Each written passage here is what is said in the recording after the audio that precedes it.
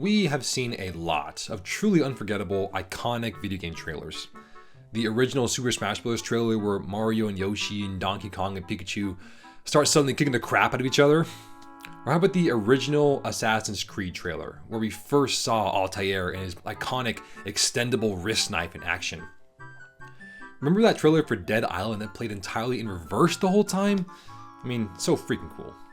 But for me, obviously the best video game trailer of all time has to be for the original Gears of War, where we see the titular Gear of War, Marcus Phoenix, warily hurrying through a post-apocalyptic hellscape, evading hordes of enemies closing in on him, only to run face to face into the most horrific and deadliest locust monstrosity of them all, the aptly named Corpser, as Marcus performs the only option he has against this abrupt, monumental terror, and in a larger sense, the only option humanity has against the locust horde. Unload the clip at the bellowing monster 100 times his size, hungry for murder and blood. All in a trailer. One of my favorite YouTubers of all time, Nakey Jakey, has a whole video on video game trailers where he discusses these ones and many others, like the kooky old school ones where Sega talked about how Sega does what Nintendo don't.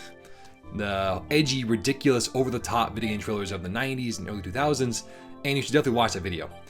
But just the other day, Square Enix, one of my favorite video game companies of all time and creators of such franchises as Chrono Trigger, Dragon Quest, Kingdom Hearts, and to a lesser extent small indies like Final Fantasy, they released a trailer for the next installment of their Mana series titled Visions of Mana.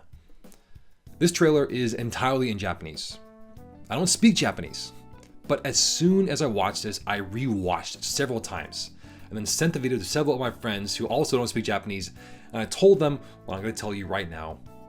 This is the best video game trailer I have ever seen. As a quick reminder before I show it, I'm not quite sure how you feel about the current landscape of gaming videos online. Well, with all the terribly loud and obnoxious and repetitive reaction videos about Fortnite and Minecraft and other trendy games.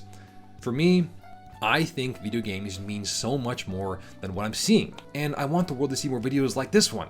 So if you feel like subscribing to the channel, go for it. Not for me and my insatiable ego, heavens no. But for all the other gamers out there who could probably use some more authentic and passionate content, not just reaction videos. Anyways, back to the video. The trailer opens in 1991. A young, timid child stands outside a video game store, nervous yet curious about all the hubbub. After the older kids have gone, our young protagonist enters the store, carefully, cautiously taking it all in. There's lots of titles, but one catches his eye. One from the Mana series. He steps over, transfixed. What is this? The opening title screen and the 8-bit musical theme is enough to spread palpable wonder throughout this intrepid young hero's veins. Totally immersed, he's hooked on the game, the franchise, the world he's playing in, the medium of video games. Years pass, 93. He and his friends manually plug in their new console to the TV and witness the incredible new next-generation graphics, cheering each other on in awe and wonder as they defeat the monsters together.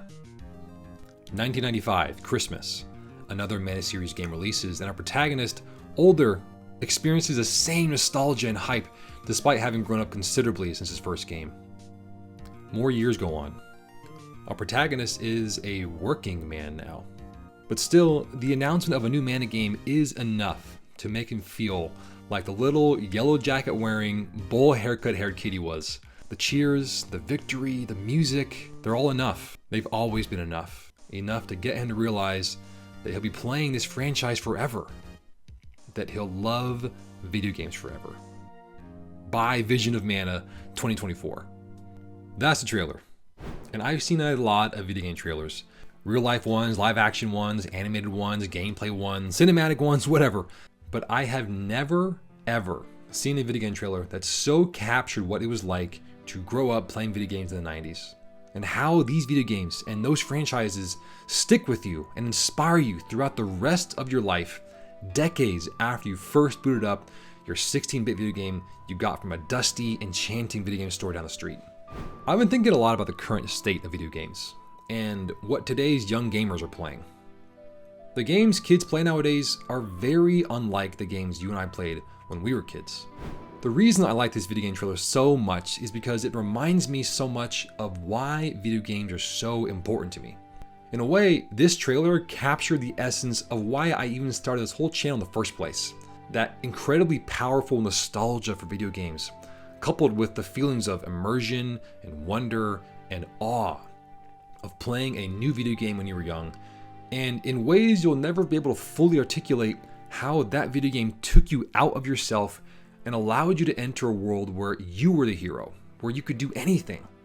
A franchise where every new game they released helped you experience that same feeling no matter how much older you got, how hard life had been for you, how many difficult challenges you have had to overcome in the real world. This trailer takes me back to a time where I would escape into these pixelated worlds full of monsters and dungeons, where I needed to brave dangerous traps and solve puzzles and level up to beat new and challenging enemies. The camaraderie with your friends, the joint obsession with particular franchises, the indelible memories these games created for me. For me, this trailer captures that indescribable feeling that spurred me to create a video game channel in 2024, despite having virtually zero video editing experience. I hope my kids can experience what this little kid did in the trailer, the true timeless magic of video games. But from what I can tell, that's not what kids are experiencing nowadays. Now, I'm not here to bemoan how bad the gaming industry has become with the current flood of live service battle royales and intentionally addictive looter shooters full of manipulative microtransactions and game loops designed to get players to keep playing over and over and over, although all that is true. Also, we have to remember that older and more experienced adults like you and me with more self-control can stop themselves from playing, and that middle school or even elementary school kids are having a much harder time controlling the urge to play just one more game of Fortnite or Apex or PUBG or whatever. But I'm not talking about that. The point I'm trying to make isn't about the addictive nature of these current games. It's that fundamentally the most popular games nowadays look and feel and play nothing like the most popular games you and I played when we were kids. Think about it. For me, some of the main reasons why I got so hooked onto the Legend of Zelda series, or Metroid, or Halo, or Final Fantasy, or Pokemon, was because the protagonists were so iconic. Cloud Strife, Ash Ketchum, the Master Chief, Link, Samus, and countless other unforgettable characters really made me feel like these characters were my friends. That somehow we had this special mutual bond where I understood them. Which sounds silly, but that's the power of video games. To make you feel like it isn't the character on the screen doing the things, but you. Or how about the music? I listen to video game music every single day. Every single day. Mostly from Zelda, Mario, the Persona series, Sonic, and Halo. I've been listening to these soundtracks ever since I first played these games over 20 years ago. The most popular games nowadays don't really have these kind of things. I tried to look up the main character from Call of Duty, and I found an article titled Ranking the 19 Greatest Call of Duty Characters of All Time. 19? Or how about Fortnite, where the main characters are just your favorite characters from other IPs?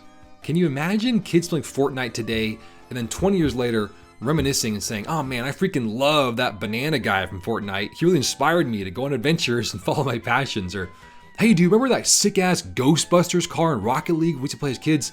Man, that was a sweet ride, dude. Good times.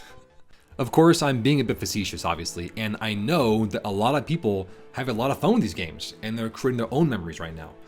But the point I'm trying to make is that these games, these live service battle royales and multiplayer looter shooters, don't really have proper protagonists that we can latch onto and connect with. They don't really have iconic music that we'll be listening to 20 years later.